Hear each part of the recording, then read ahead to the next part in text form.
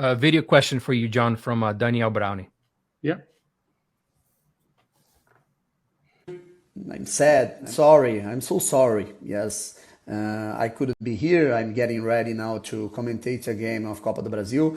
But John, my question is, since you arrived here to comment Botafogo, what did you think that would be easier to deal with in Brazil? Do you have some specific example about something you thought would be easy, but in practice was so difficult by players, find a place to build the training ground or another thing, you know?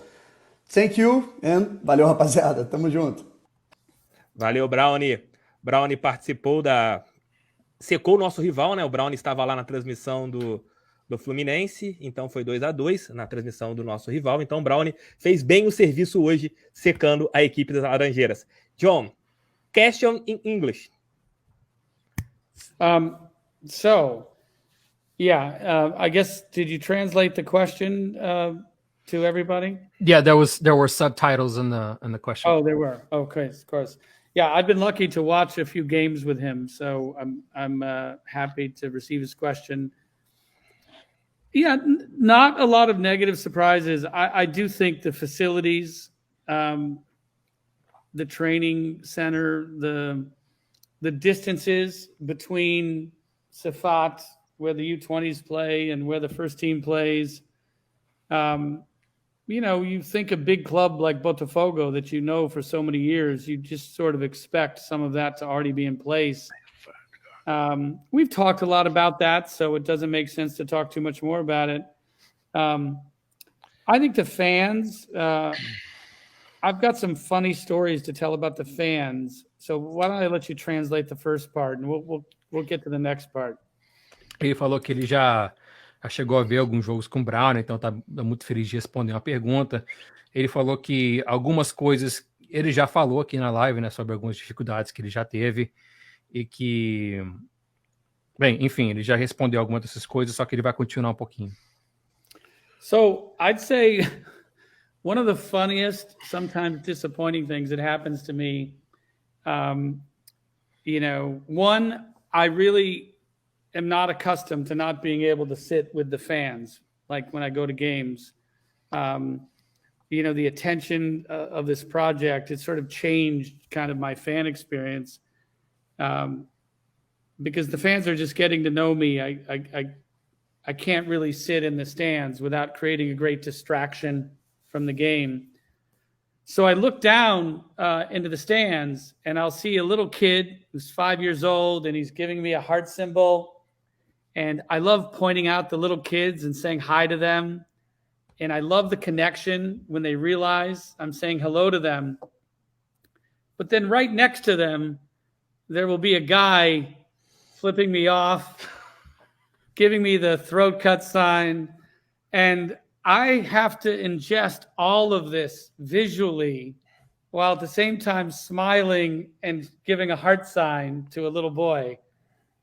It is a remarkable perspective to have. I wish I could film it for you sometime.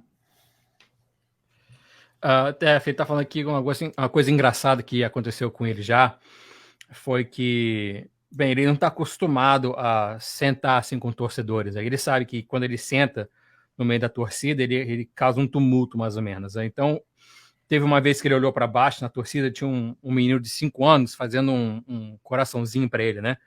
Aí, do lado desse menininho, tinha um cara xingando ele, mandando ele para tudo quanto é lugar, fazendo assim para ele, entendeu?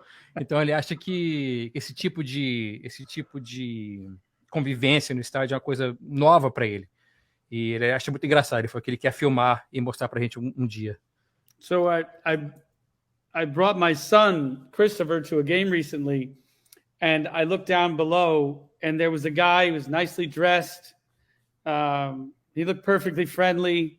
He waves at me, and then he starts giving me those flip-off signs. And he was obviously very angry about something.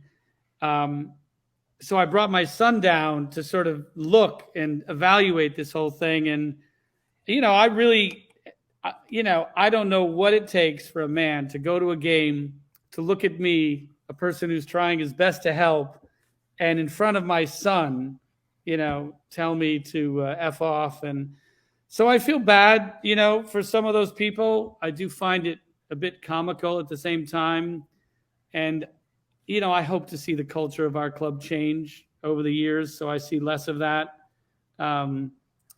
But, I will say, I used to say I love all Botafogo fans. I think I only love 98%, right? Because 2% are just flat out crazy. Ok, ele falou aqui que ele trouxe o Christopher para ver um jogo, né? E que na arquibancada tinha um cara bem vestido, um cara que parecia legal, começou a dar um tchauzinho ali pro Textor. Aí quando o cara começou a abrir a boca, começou a xingar o Textor. Ele ficou meio confuso e falou que ele não sabe por que esse tipo de coisa acontece. Tipo, ele levou o filho dele pro estádio, eu vi um cara desse começa a xingar, começa a falar. Então ele trouxe o filho dele para ver esse tipo de coisa que acontece, né? Para ver esse tipo de curiosidades que acontecem. Só que ele falou que ele quer ver isso mudar. Ele não quer esse tipo de atitude no estádio do Botafogo. Ele falou que ele costumava falar que ele ama todos os torcedores do Botafogo.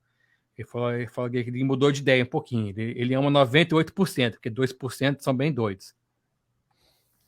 Vamos fazer